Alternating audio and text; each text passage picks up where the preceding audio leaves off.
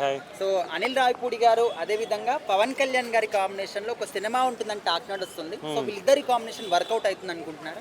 Compulsory work out అవుతుంది. ఎందుకంటే అనిల్ రావిపూడి గారికి ఉన్న కామెడీ టైమింగ్, పవన్ కళ్యాణ్ గారికి ఉన్న కామెడీ టైమింగ్స్ అయితే బ్లాక్ బాస్టర్ కంపల్సరీ అవుతుంది సినిమా. అందుకోసం వాళ్ళు కంపల్సరీ వర్కౌట్ అవుతుంది. అది అంటే అది కూడా పవన్ కళ్యాణ్ గారి క్యారెక్టర్ ఎట్లా అంటే ఇప్పుడు చిరంజీవి గారి మాస్టర్ సినిమా ఉంటుంది. సో ఆ తరహాలో అదే క్యారెక్టర్ అని అంటున్నారు. సో అట్లా వర్కౌట్ అవుతుంది అనుకుంటున్నారు. మాస్టర్ సినిమా టైప్ అయితే కంపల్సరీ అవుతుంది. ఆల్రెడీ పవన్ కళ్యాణ్ గారి కామెడీ టైమింగ్ బాలులో దీంట్లో వాటిలో మనం కొన్ని సినిమాల్లో చూసి అత్తారింటికి దారిలో అయితే ఒక లెవెల్లో ఉంటుంది. అవునా లేదా? అలానే ఫ్యామిలీ ఎంటర్టైన్మెంట్గా అనిల్ రావిపూడి గారు పవన్ కళ్యాణ్ గారితో తీస్తే ఒక బ్లాక్ బాస్టర్ అయిపోతుంది ఆ సినిమా కంపల్సరీ. ఉస్తాద్ భగత్ సింగ్ తర్వాత ఇంకా నేను సినిమాలు చెయ్యను, కంప్లీట్ రాజకీయాల్లోనే ఉంటాను చెప్పేసి కొన్ని సందర్భాలు అన్నారు.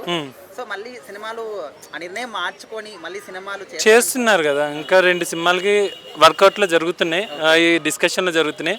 కంపల్సరీ ఇది కూడా డిస్కషన్లో జరిగి కంపల్సరీ అవుతుంది. అలాగే మెగా క్యాంపెయిన్లోకి వెళ్ళిపోయారు అంతా అనిల్ రావిపూడి గారు. ఇది కూడా వర్కౌట్ అయింది అనుకోండి, సినిమా కంపల్సరీ మనం ఊహించిన దానికంటే ఎక్కువ ఉంటుంది. అనిల్ గారు అంటే ఖచ్చితంగా ఓన్ ఫ్యామిలీ ఆడియన్స్ అందరూ కూడా చిన్నపిల్లల దగ్గర నుంచి అందరూ చూస్తారు. సో పవన్ కళ్యాణ్ గారిని అలాంటి సినిమాలు చూసి చాలా సంవత్సరాలు అవుతుంది.